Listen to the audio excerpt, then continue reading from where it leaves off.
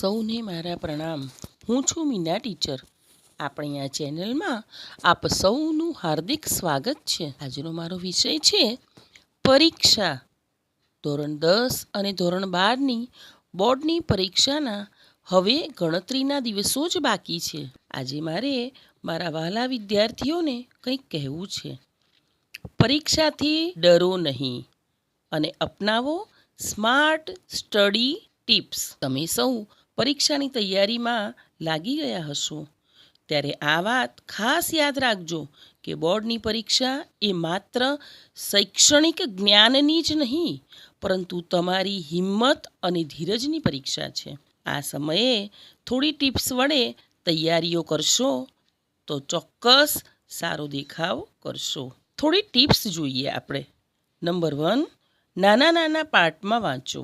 જ્યારે ઘણું બધું એકસાથે વાંચવાનું હોય ત્યારે આપણે સામાન્ય રીતે ગભરાઈ જઈએ છીએ, પણ એ વખતે તમે તેને નાના નાના ભાગમાં વહેંચો, જેથી વાંચવું તમારા માટે સરળ બની જાય. નંબર 2, પોઈન્ટ્સ બનાવવાની આદત પાડો.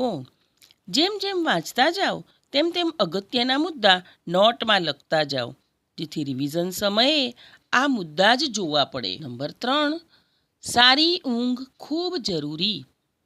આવતીકાલે પરીક્ષા છે અને તમે બધી જ તૈયારી કરી છે, છતાં ઘણીવાર તમને એમ થાય છે કે મને તો કશું યાદ જ નથી. સ્ટ્રેસ ન લો.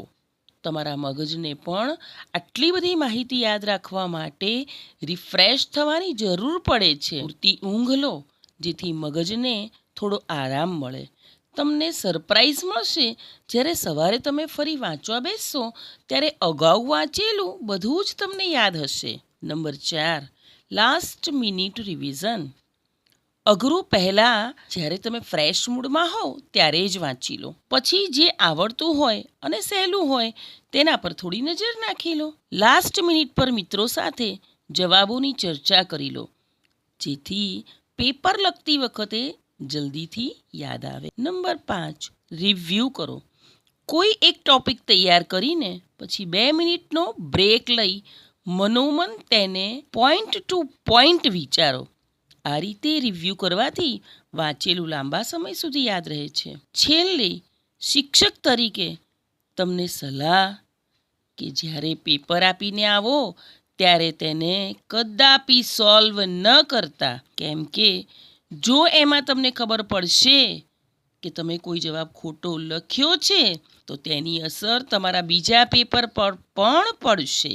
પરીક્ષા આપનાર દરેક વિદ્યાર્થીઓને મારા તરફથી ઓલ ધ બેસ્ટ. તમારા સૌ પેપરો સારા જ જશે અને પરિણામ પણ ખૂબ સારું જ આવશે. યાદ રાખો વિદ્યાર્થી મિત્રો, આપણી જિંદગી ખૂબ જ કિંમતી છે. સ્ટ્રોંગ બનો, સકારાત્મક અભિગમ અપનાવો એન્ડ બી હેપી. ચેનલને સબસ્ક્રાઈબ કરજો.